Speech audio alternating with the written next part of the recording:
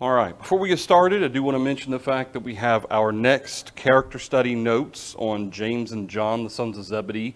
Those are on the back table, as well as in your email. Also, the lesson 1 for our Sunday morning study and our book by Roy Cogdell, dealing with the church and institutionalism. Those copies for lesson 1 are on the back table. The book should be here in about a week or two. And the CEI bookstore was kind enough to give us a PDF copy to kind of last us until we get the books. So I sent out a copy of lesson 1 via your email, and also they're on this back table, front and back, 4 pages, and Terry was kind enough to staple them for us. So those are on the back table for everybody as well.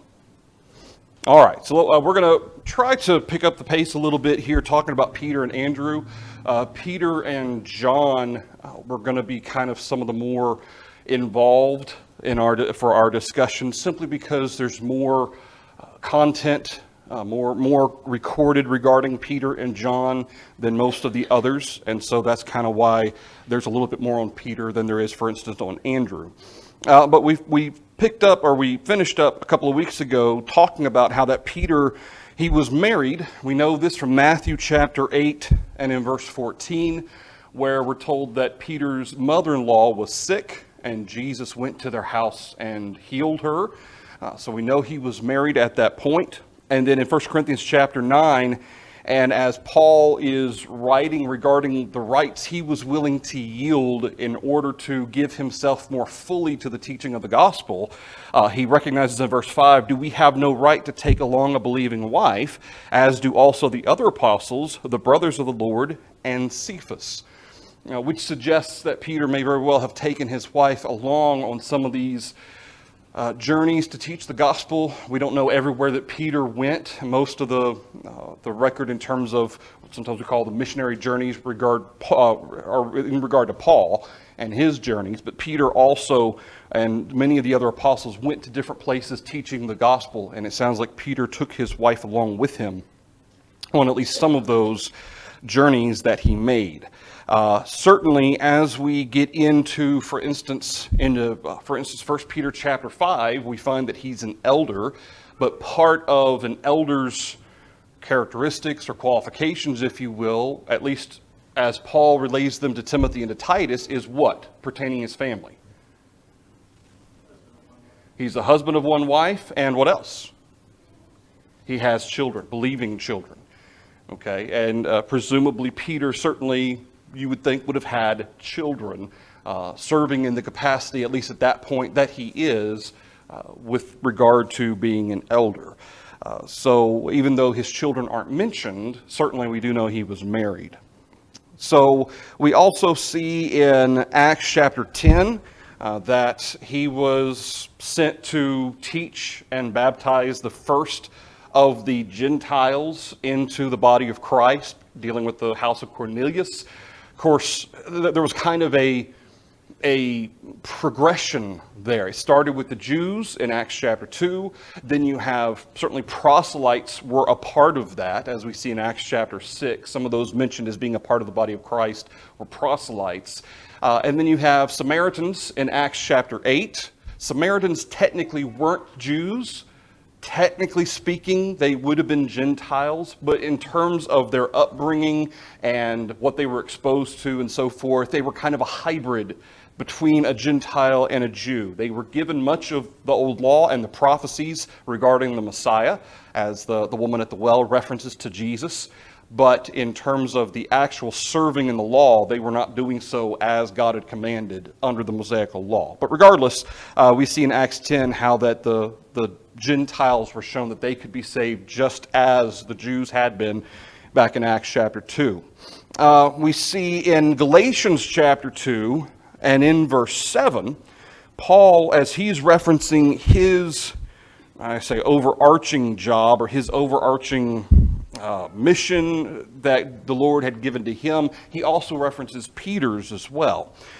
In Galatians 2 and in verse 7, Paul says, "But on the contrary, when they saw that the gospel for the uncircumcised had been committed to me, as the gospel for the circumcised was to Peter, for he who worked effectively in Peter for the apostleship to the circumcised also worked effectively in me toward the Gentiles." That's a kind of a generality in terms of the fact that, did Paul also teach or preach to the Jews too? Yeah, he did. In fact, the first place he went to in every city, if there was one, where did he go? To the synagogue. Okay, so it's not that Paul resisted or didn't at all teach to the Jews. He did. But by and large, where he was sent via Christ through the Holy Spirit had to do with those who were the uncircumcised or the Gentiles, those who were not taught regarding the Jewish law and so forth. Whereas Peter, apparently primarily, again, not that Peter didn't teach Gentiles, Acts 10, but primarily his purpose or his, I hesitate to say mission, but his the purpose given to him by Jesus was to teach the Jews. And certainly, you could talk about whether or not what the other apostles, what their purposes were as well, and a lot of that we don't know the details on. But Paul specifically addresses kind of the primary purpose for him and for Peter. We see in 1 Corinthians chapter 15 and in verse 5, when Paul is recounting the resurrection of Jesus, and he references who all he appeared to after he was raised. He says he was seen by Cephas, then by the 12, and that after that he was seen by over 500 brethren at once. And then in verse 7, after that he was seen by James, then by all the apostles. Verse 8, and then last by me, which would have been on the road to Damascus, at least in terms of the dialogue. And then actually seeing him presumably took place sometime after that, probably in Arabia, where Paul actually received the gospel directly from Jesus, as Paul mentions back in chapter 1 of Galatians. But he mentions here, and as we go through kind of the Gospels, I obviously, even the 40 days in which Jesus was teaching and preaching regarding the kingdom of God after he was raised, we don't have much. We don't even have hardly a fraction of surely what all he did and who all he appeared to over those 40 days. But Paul says in verse 5 that he was seen by Cephas and then by the 12, which at this point, presumably what he means there is by the apostles in the sense of the 11, because unless he's talking about after Acts 1, that would have included Matthias. But certainly the order in which he appears, we know that, of course, Paul doesn't mention Mary Magdalene, doesn't mention the two on the road to Emmaus. There's a lot that Paul's focusing on the authoritative nature, those to whom he appeared that had authority to, or had some reference to authority in the sense of people being able to refer to them as trusting their word. Not that Mary Magdalene or the two on the road to Emmaus weren't trustworthy, but that these individuals would have been people that the Corinthians presumably would have known of. And these are individuals that they could trust the authority of them, especially given the fact that Paul's apostleship had been called into question, both here in 1 Corinthians and will again in 2 Corinthians. So Paul is going to refer to the authority of the apostles in their eyewitness testimony that they too saw him risen from the dead. So again, when that specific instance of him having been seen by Peter, when that took place exactly, I don't think we have a record of that. He obviously did come in when the apostles were in the upper room, and they had obviously been told, and Peter and John had ran to the tomb, or had run to the tomb, but whether or not, at some point it would appear that Jesus appeared to Peter, and then perhaps maybe after that, he appeared to them in that upper room and says, peace to you. So I think that's kind of interesting that we have that. He may have been the first, if we're looking at a chronological ordering here by Paul, that he may have been the first one, or of the first. Maybe he also appeared to them at the tomb there with Peter and John, and it's just not recorded for us. But he may have been the first to see Jesus, the risen Jesus. Thoughts or comments through that? Okay. He's the only apostle to have clearly raised someone from the dead. And I say clearly because there are some thoughts regarding Paul raising Eutychus. Eutychus, remember, fell out of a second-story window. It says he was taken up dead. I take that to mean he was dead. And certainly, at the very, very least, you have Paul having healed Eutychus. Because after that, Eutychus is fine. But you would think that if it says he was taken up dead, that means he was dead when they took him up. And so I personally believe that in Acts 20, verses 9 through 12, Eutychus was dead. Paul, through the power of the Holy Spirit, raised him. But also we see Peter doing raising from the dead in Acts chapter 9 and verse 40 regarding what lady that we actually have already studied? Dorcas, or also known as Tabitha. Okay, and we talked about her and Peter having raised her from the dead as well. Anything through that? All right. We know that he served as an elder. We see back in Galatians chapter 2 and in verse 9 that James, Cephas, and John, of course, this would have been John the son of Zebedee, who that's part of our next set of notes. But this James would not be James the son of Zebedee, because at this time he would have been killed by Herod as of Acts 12. But in verse 9, they seemed to be pillars. They perceived the grace that had been given to me. They gave me and Barnabas the right hand of fellowship, that we should go to the Gentiles and they to the circumcised. They desired only that we should remember the poor, the very thing which I also was eager to do. What event is Paul referring to here in verses 9 and 10? This is when they go up to Jerusalem.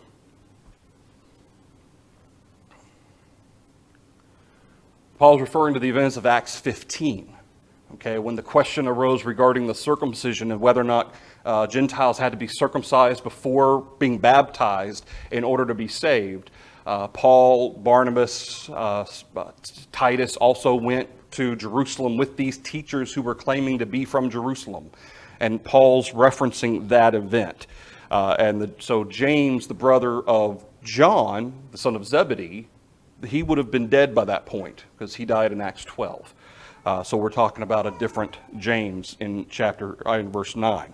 But James, Cephas, and John very likely or very possibly were serving as elders, at least perhaps those three, in Jerusalem. Because he specifically says they seem to be pillars. Now, Paul's not casting doubt on that. He's not saying, well, they just looked like they were pillars, or they seemed as if they were, but they really weren't. That's not what Paul was saying. It's simply the idea of pillars. Certainly, pillars carries with it the sense of supporting, holding fast, providing a foundation. You could also look at that as the sense of authority from the perspective of the apostleship of Peter and John and certainly the other James.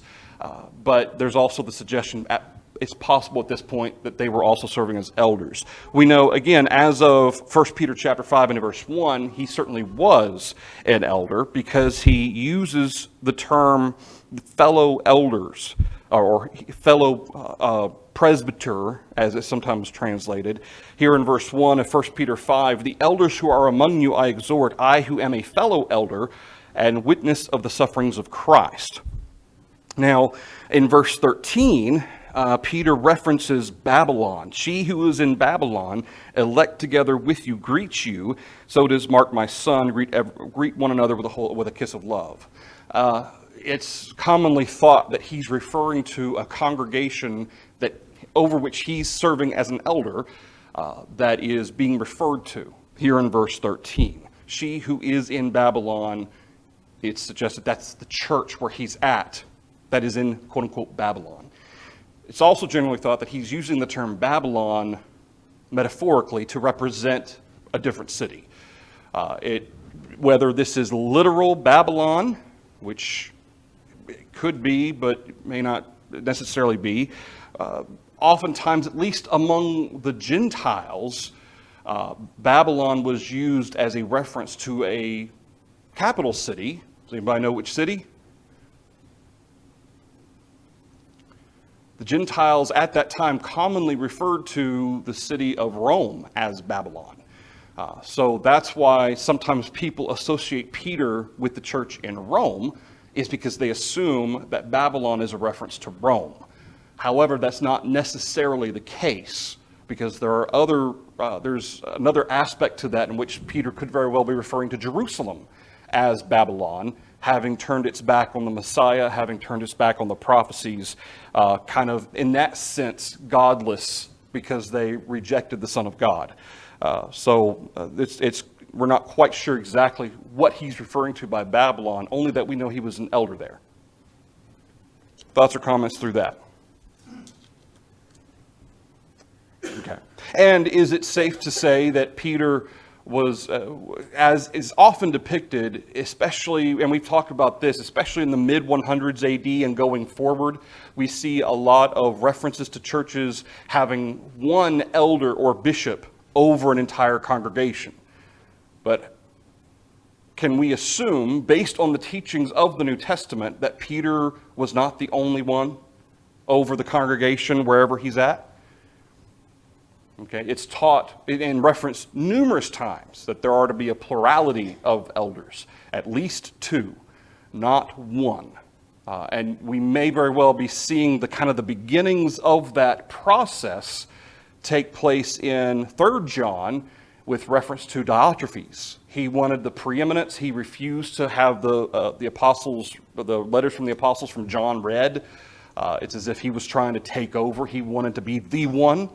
And it's possible that kind of was at least the first reference to the beginning of that process, which may have eventually taken over some of the churches. Any thoughts through that? All right. In Galatians chapter 2, we see Paul reference the fact that both Peter and Barnabas had been caught up in hypocrisy with regard to how they were treating, or actually, in fact, weren't treating the Gentile brethren. Now, when Peter had come to Antioch, I withstood him to his face because he was to be blamed. For before certain men came from James, he would eat with the Gentiles. But when they came, he withdrew and separated himself, fearing those who were of the circumcision. And the rest of the Jews also played the hypocrite with him, so that even Barnabas was carried away with their hypocrisy. Now, Peter, he would treat the Gentile brethren just as he would any brothers or sisters in Christ until these Jewish brethren came from Jerusalem. When they came, Peter, whether it was conscious or not, and I tend to try to give Peter the benefit of the doubt that it was just something he didn't even think about. It was just kind of natural. It was tradition. And in fact, under the old law, it was specifically commanded that there was a separation between the Jew and the Gentile. Now, obviously, in Christ Jesus, was that separation to continue? Was there to be any differentiation between a Jew and Gentile Christian? No. Okay, but Peter, again, I tend to think this is the way they had lived for hundreds of years, that it was kind of natural instinct for him. Again, whether he was conscious of it or not, I certainly would highly doubt that Barnabas would have been. Remember, Barnabas was, in fact, the very name Barnabas is a nickname. What does it mean? Son of encouragement. So everything that Barnabas did was meant to encourage brethren. That's what it was meant to be. And so I certainly don't, I tend to give them both the benefit of the doubt and think that it was accidental. They didn't mean to, but did that make it any less hypocrisy? In fact, if anything, to me, it makes that point even more vivid, because sometimes even by accident, we can either teach things that are wrong by our actions or by our words. We can give the impression that certain things are right or are right when they're wrong, or vice versa. And it's important for us to be aware of our example. And that's the danger that Peter and Barnabas fell into. But it also goes to show that even though Peter, being an apostle, having been full of the Holy Spirit, did that make him or any of the other apostles infallible? No. Which I think is very interesting, given the fact that often you have individuals trying to connect Peter as being, quote unquote, the first pope. The fact that Peter certainly was fallible while being an apostle, and possibly even at that point serving as an elder, even if it was in Jerusalem, he was not infallible. I think that's a very important point to make. Anything else through that? Okay. There's obviously a whole lot of extra-biblical traditions and things that we could talk about, which we're not going to go into. But obviously the main one is that he was the first pope. It's claimed that he established the church in Rome and served as its one bishop. There is no evidence that Peter established the church in Rome. In fact, in Romans chapter 1, Paul wanted to get to Rome specifically for what purpose? Sorry? To lay hands on someone to impart a miraculous gift. Okay, it sounds as though, based on what Paul says there, that the brethren in Rome didn't have anyone who had miraculous gifts laid on them or given to them by the laying on the hands of the apostles. Which suggests that if Peter had been there, you would think he would have done that when he was there. Now, that's not necessarily concrete evidence that Peter had never been there, but it certainly would carry with it the fact that it sounds like that the brethren in Rome, that congregation came about by brethren who'd been taught the gospel by others, but not laid hands on. The only time Peter, at least that we have some suggestion that he was in Rome, would have been when he was imprisoned and then executed by Nero.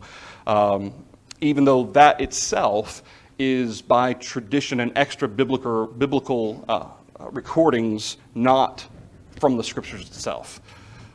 Both Paul, we know Paul was imprisoned in Rome, but even Paul's ultimate death, his execution, is again, that's not recorded in the Bible. We take that from extra biblical sources. But it would seem that would have been the only time Peter was in Rome, at least that we have any evidence of. The only suggestion of Peter serving as an elder in Rome is his reference to being in Babylon in 1 Peter chapter 5, which we talked about. But we, as well, Babylon could have been literal Babylon, it could have been Jerusalem. But even if Peter had served as one of the elders in Rome, this should not have any effect on other churches, as each congregation is supposed to be autonomous. And that's a crucial point as well. And we're not even going to talk about the concept of apostolic succession, which is the carrying on of the authority of the apostles, and for that matter, the succession of quote-unquote popes, one man over a single church, where that individual, when it's time for them to step down or they're prepared or about to die, they designate an individual to take their place. We don't see that anywhere in Scripture. The main scriptural basis used to exalt Peter above the rest is in Matthew chapter 16. In Matthew chapter 16, we have reference to what Jesus asks, "Who do men say that I, the Son of Man, am?" in verse 13. So they said, some say John the Baptist, some Elijah, others Jeremiah or one of the prophets. Jesus says, "Well, who do you say that I am?" And Peter, he responds, "You are the Christ, the Son of the living God."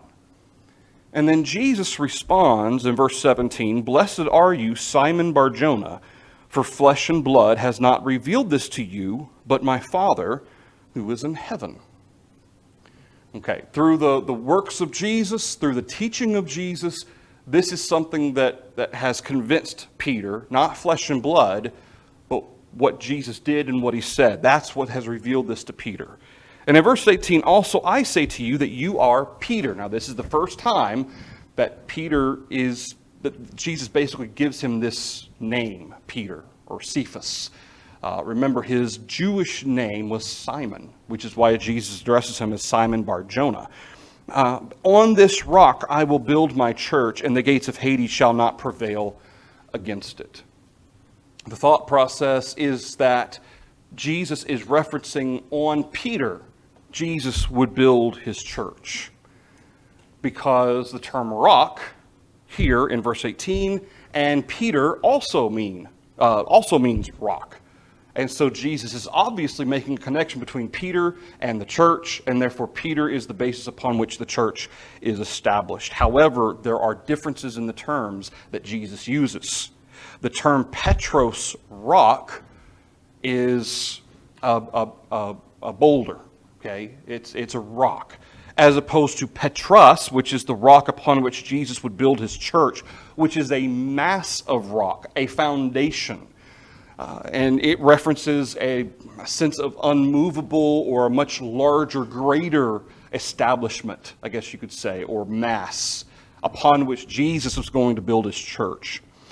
That being the case, as we attempt to explain this to others, The fact that Jesus, just as Peter identified who Jesus was, you are the Christ. What does Jesus say? You are Peter. Okay?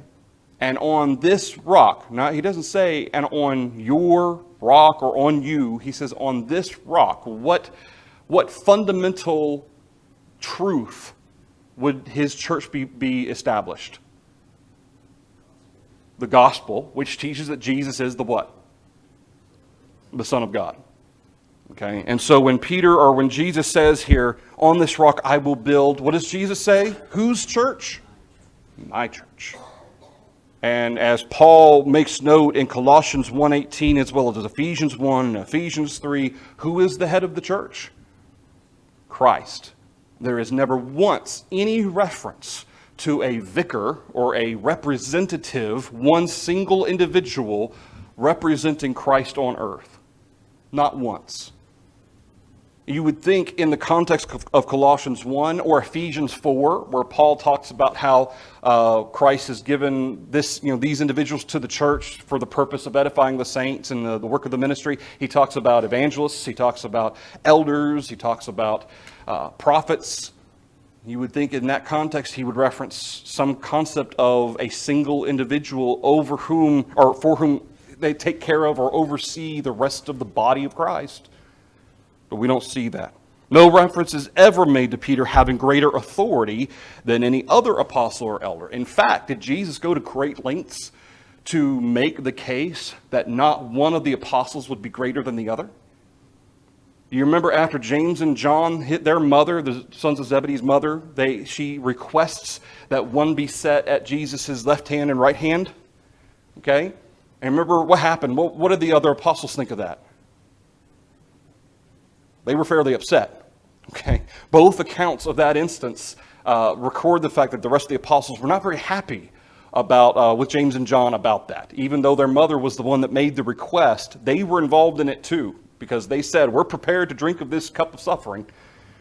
Well, Jesus used that opportunity to say that the least or the greatest among you shall be the least, and the least the greatest.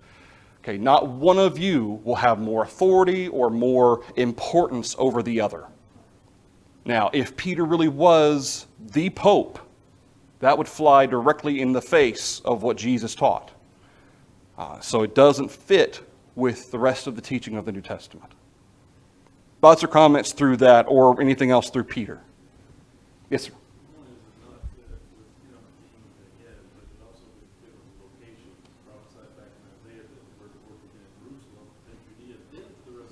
Right. And Peter was in Jerusalem on Acts chapter 2 when it did start. Right. So even if it was him, at the time, the location mixed up. That's true. That's true, because then they associate the church in Rome as being the foundational church. You're right. Yeah. And that's not correct. That's a great point.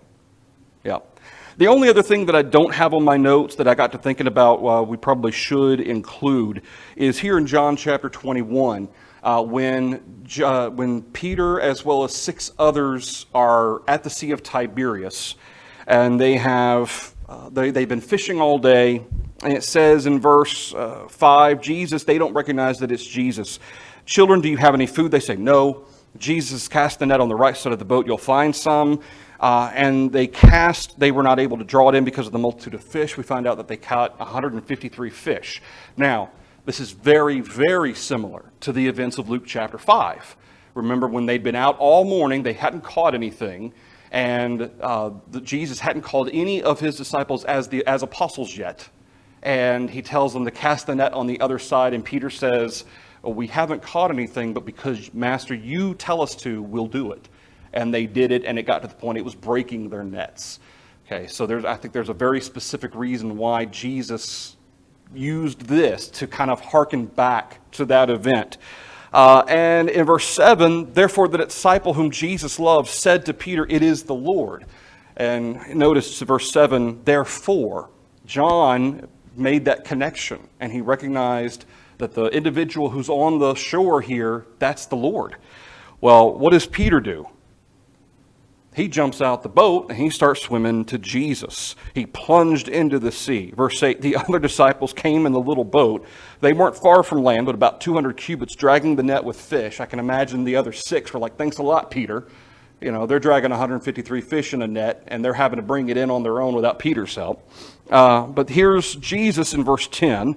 Bring the fish which you've caught. They sat there and ate, which again shows what about the nature of Jesus even after he was raised? He's still flesh and blood. It's not like he was Casper and the food just kind of fell through him. Jesus is there eating with them. They had a meal together. And it shows that Jesus was flesh and blood after he was raised from the dead. But we see here in this event in verse 15 that Jesus says to Peter, Simon, son of Jonah, do you love me more than these? And you kind of picture Jesus motioning to the other 6. He said to him, yes, Lord, you know that I love you. He said to him, feed my lambs. He said to him again a second time, Simon, son of Jonah, do you love me? And he said to him, yes, Lord, you know that I love you. He said to him, tend my sheep. He said to him the third time, Simon, son of Jonah, do you love me? And Peter was grieved because he said to him the third time, do you love me? And he said to him, Lord, you know all things. You know that I love you. Jesus said to him, feed my sheep. And in verse 18, we find Jesus giving what would seem to be the implication of how Peter is going to be executed, presumably via crucifixion. In fact, in verse 19, John even says, this he spoke, signifying by what death he would glorify God. And when he had spoken this, he said to him, follow me. And so it's interesting because what we have here is the recognition of Peter denying Jesus 3 times earlier. We know that he did that. And then now you have Jesus asking Peter 3 times, do you love me? And 3 times Peter says, yes, I love you. To which Jesus responds 3 times, feed my sheep, tend my sheep, and then feed my sheep. Okay, so there's a very important aspect to what's being described and what's being discussed here that may have connection to the fact that Peter did deny Jesus 3 times. And by that denial, even though Peter didn't consciously say this, but when we deny Jesus, are we in essence saying, I don't love you? Is that what we're saying? If we deny Jesus, I don't love you. If you love me, you'll keep my commandments. Part of the commandment is to not deny Jesus before men. Peter did it 3 times. So 3 times, in essence, Peter said, I don't love you. I don't love Jesus. Again, it wasn't a conscious, I don't believe that was a conscious thought in Peter's mind when he denied Jesus 3 times, but he still denied Jesus 3 times. It was an inconvenient time. Yeah, that's right. Right. And so whether or not, I tend to think that it is more than coincidence that Jesus asks this question 3 times. And then in this instance, he uses 2 different terms for love, agape, and then he also uses phileo. Both aspects of, are you willing to sacrifice everything for me? That's the agape aspect of it. And do you love me as a brother? Okay, or that familial love. And, he asks both of those aspects of love to Peter. And all 3 times Peter says, yes, I love you. And Peter's grieved by the fact that he asks him that 3 times. That's not to say, and we don't know, I would imagine that as soon as Peter, remember when the rooster crowed and Peter went out and wept bitterly? Okay, I imagine it was at that time that Peter repented. Okay, just the fact that he went out and wept bitterly, he knew what he'd done, and he was sorrowful for it. And I suggest that he did repent. So I don't think at this point that he hasn't repented and that Jesus is trying to get him to repent. But there is a recognition of Jesus telling him to focus on the work. Do you love me? Yes, I do. Focus on the work. Feed my sheep. Okay. Focus on teaching the gospel. Focus on encouraging your brethren. Focus on those things that are necessary. And do what is necessary. And of course, then at the end of chapter 21, we see the the question from Peter after Jesus says this is how you're going to die, basically. Peter says, he turns to John and asks the Lord, well, what about this man? And Jesus, in essence, tells him to mind his own business. He says, if I will that he remain till I come, what is that to you? You follow me. Okay, and of course the mistaken thought process, well, that means John's never going to die. And of course that's not what Jesus meant. Jesus was basically telling Peter and I'm sure there were other times Jesus had to do the same thing with Peter, mind your own business. You follow me. You do what I tell you to do. Don't worry about John and how he's going to die or anybody else. You focus on what I tell you to do. We say that to our children a lot, don't we? I know I say that a lot. I'm not worried about her. I'm not worried about what she's doing. I'm worried about what you're doing. And that's what Jesus does to Peter. All right, anything else through Peter? All right, so now we come to Andrew. There's not as much on Andrew, obviously, as there is on Peter, but his name means manly or brave, and it's of Greek origin. Obviously, likely had a Jewish name, but he's never, at least as far as we know, referred to by his Jewish name. It's always the Greek name, which is Andrew. We see he's the brother of Peter, Matthew 4, verse 18. He was technically the second of those to be called as apostles. Matthew chapter 10, verse 2 lists first Peter, then Andrew, and then we kind of have an order there of the order in which they're called. Not that that means anything in the sense that the first ones called were more important. It just shows kind of the progression of who all was called and when. We know he was a fisherman by trade. We read that in Matthew chapter 4, along with Peter, as well as James and John, the sons of Zebedee. We see in Mark chapter 1 and in verse 29, he apparently shared a house with Peter and presumably his family, or at least his wife and perhaps mother-in-law. In Mark chapter 1 and in verse 29, as soon as they had come out of the synagogue, they entered the house of Simon and Andrew with James and John. But Simon, talking about Peter's wife's mother, lay sick with a fever, and they told about her at once and so forth. But they entered the house of Simon and Andrew, which suggests that Andrew's living with Peter and his family. Whether that means that Peter was perhaps quite a bit younger than, or Andrew was quite a bit younger than Peter, could be. And Peter was kind of taking care of him until he kind of had his own family, had his own, house and so forth. But regardless, it seems like they shared a house together. We know that they were from Bethsaida. John chapter 1 and verse 44 identifies them as being from Bethsaida. Andrew, as we talked about with Matthew, Andrew was he was one of two referenced in John 1 and in verse 40 as having been disciples of John and were with John the Baptist, who were with John the Baptist when he pointed out Jesus as being the Son of God, being the Lamb of God. And John's account specifically addresses Andrew was one of these two. And then Andrew goes and tells Peter, we found the Messiah. And so from that point, Andrew and Peter become disciples. It isn't until Luke 5 that he calls them as apostles. But at that point, they are disciples. Interestingly enough, just kind of associated with that, I'll hold off on that. We'll wait until we talk about something else. He told Peter to find the Messiah, verse 41 of John 1. He told Jesus how much food they had with which to feed the multitude in Bethsaida. In John chapter 6, verses 1 through 10, it was Andrew who referenced, here's what we have in terms of loaves and of bread and so forth, in order to feed the rest of them. And Andrew's like, we're not going to be able to feed everybody. Andrew and Philip informed Jesus of certain Greeks who wished to see Jesus in John 12, verses 20 and 23.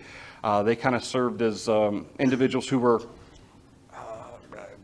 taking requests to see Jesus, to inquire of Jesus or whatnot. It was Andrew and Philip who were involved in that.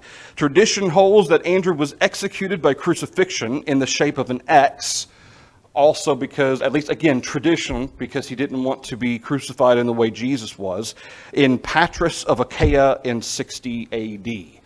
And so you'd have an X, and you'd have the arms out and the legs out, and supposedly that's how he was executed. But again, that's tradition, not biblical. All right, we will stop there. We will pick up with our 2 thought questions next Wednesday night, and then we will move on to James and John. Again, those notes are on the table, as well as lesson 1 for Sunday. Thank you, everybody.